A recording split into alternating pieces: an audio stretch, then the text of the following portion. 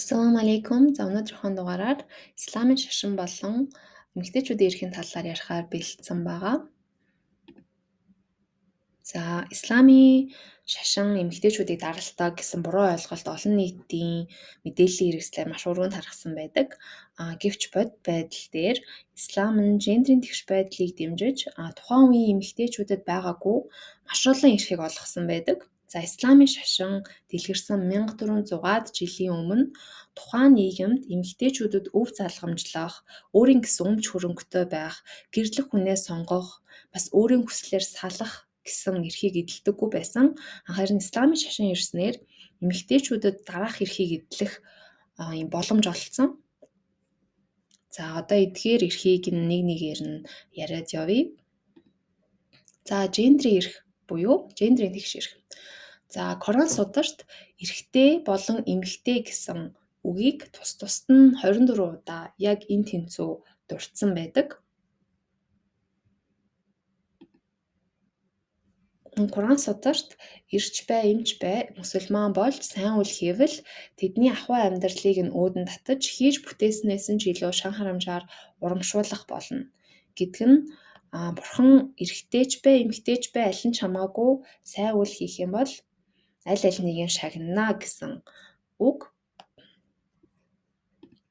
За мөн Коран дээр эрэгтэйч бай, эмэгтэйч бай одоо хийх ёстой зүйлсээ хийгээд, сайн үйл хийгээд, нацаг бариад, өглөг өгөөд явах юм бол мөн л одоо Аллахаас өршөөл болон том буян хишиг нь бэлтгэгдсэн байна гэж дурдсан байдаг. За дараагийн эрх нь болохоор боловсрол эзэмших эрх.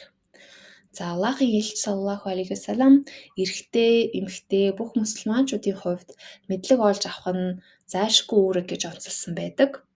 За тэгэхээр ялангуяа одоо бидний мусульман хүний хийх ёстой маш ийм зайлшгүй хийх ёстой зүйлс гэх юм бол одоо мацаг барих, Рамадан сард мацаг барих, залбирал хийх, өглөг өгөх, закат одоо өгөх гэх мэтчлэн зүйлсүүдийг одоо хэрхэн хийх үү те одоо залбирахын тулд хэрхэн өөрийгөө ариусгах уу, хэрхэн үдүү хийх үү, хэрхэн гуйсал хийх үү гэдэг зүйлүүд дээр бол заавалчгүй одоо тухайн хүн яг яаж тэдгээр зүйлсүүдийг хийх ёстой вэ гэдгийг ингээд сурах ёстой. Тэгэхээр тэр мэдлэгийг бол өөрөө авах ёстой. Тэр нь бол тэр хүнд одоо байгаа үүрэг гэсэн үг.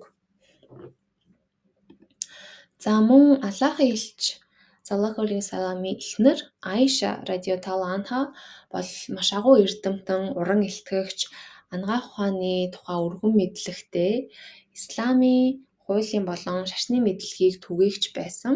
Тэгэхээр ялангуяа эмэгтэй хүн гэдэг исламын шашинд бол үр хүүхэдтэй өсгөн, үр хүүхдийнхаа одоо мэдлэгийг нь одоо олж авах бас хамгийн ихнийх нь их сурвалж болно. Тийм болохоор эмэгтэй хүний боловсрол бол исламын шашинд маш юм чухал тооцогддог. Тэгэхээр тэрийг бол бас маш их дэмждэг гэсэн үг.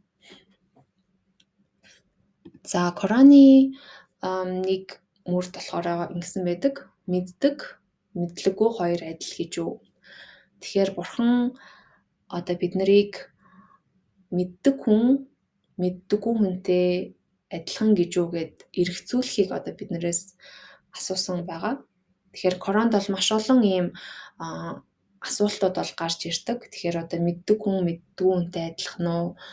Одоо одоогийн байгаа бид нар одоогийн амьдарч байгаа ертөнцийн дүн шинжилгээ хийгээд эргцүүлээд тэгээд одоо явах нь бас исламын шашны нэг юм хэсэг гэх юм уу. Зүгээр одоо исламын шашинд итгэхээс илүүтэйгээр бас юм логиктой хандаад одоо амьдралаа эргцүүлээд яг яагаад бид нар энэ ирсэн, одоо хаашаа явах юм гэдэг ч юм уу. Тэр бүх зүйл дээр одоо эргцүүлснийхаа үндсэн дээр одоо өөрийнхөө шийдвэрийг гаргах ч юм уу. Тэр мэтийг бол одоо исламын шашин илүү одоо хөвүүлэн бас дэмждэг.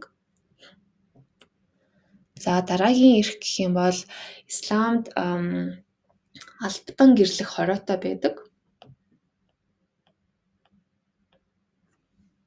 За албатан гэрлэлт эмэгтэйчүүдийн бэлгийн засал зэрэг зан үйлтэй холбогдлолтойгоор одоо исламын шашныг маш их юм хүмүүст дайралт хийдэг.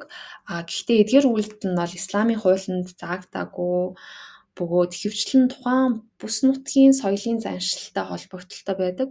Исламд бол албадан гэрлэлт хороотой. Исламын шашны гэрлэлтэд одоо зөвшөлтслийг чухалчилдаг, эмэгтэйчүүдийг өөрийн гэсэн хань нэршлиг сонгох эрхийг бол хамгаалдаг. За Сура Ниса буюу бүхэл бүтэн Коран судорт эмэгтэйчүүд гэсэн нэг бүлэг зориулагдсан байдаг. За тэрэн дээр болохоор бэлэвсэн эмэгтэйчүүдийг алдлахаар богтлон авах, хүчээр бусдад өгөх нь зөөд үл нийцнэ. Тэдэнд анх хүртээсэн махар буюу хувь хөрөнгийн нэг хэсгийг буцааж авахын тулд шахалт үзүүлж болохгүй. Тэдэнтэй хүмүүнлэг ёсоор хандах тун гэж хэлсэн байдаг. За дараагийн эрх гэх юм бол эмэгтэйчүүдийн хөдөлмөр эрхлэх эрх. За Мухаммед саллаллаху алейхи вассаламын хамгийн анхны эхнэр Хадижа радиаллаху анха нь маш амжилттай бизнес эрхэлдэг худалдаачин эмэгтэй байсан. За тэрээр Мухаммед саллаллаху алейхи вассаламыг гэрэлтээсээ өмнө өөрийн дор худалдаачнаар ажилуулж байсан. Тэрээр исламын ихэнх үеийн хөгжлийн явцад маш чухал үүрэг гүйцэтгсэн эмэгтэй тооцогддог. Маш их эд хөрөнгөтэй, бизнестэй тийм эмэгтэй хүн байсан. За сүүлд нь хэлэхэд эрэгтэй ч бай, эмэгтэй ч бай, бурхан хүнийг бол нэг л мөн чанараас одоо бүтээсэн гэж үздэг. За Коран судорт тэрээр та нарыг нэг л хүнээс бүтээж, түүнээс гэргийг нь эмэгтэйг нь бүтээж, тэр хоёроос үе олон эрэгтэй эмэгтэйг түгээн тараасан билээ.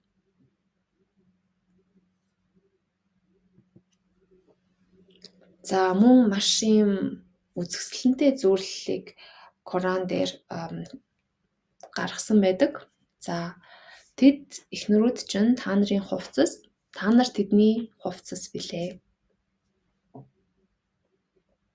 За тэгэхээр хувцас бид нар өмсгөөр юм хамгаалагдсан мэдрэмж авдагтай адилхан одоо хувцас бидний одоо нүцгэн биеийг халахалдаг шиг эхнэр нөхөр гэрлэлтэд орсноор бие биенийхээ цэвэр ариун байдлыг хамгаалдаг.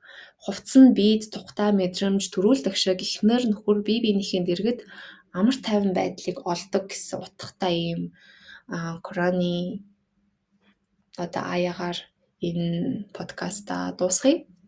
За энэ хүртэл сонссонд баярлалаа. Ассаламу алейкум ва рахматуллахи ва баракатуху.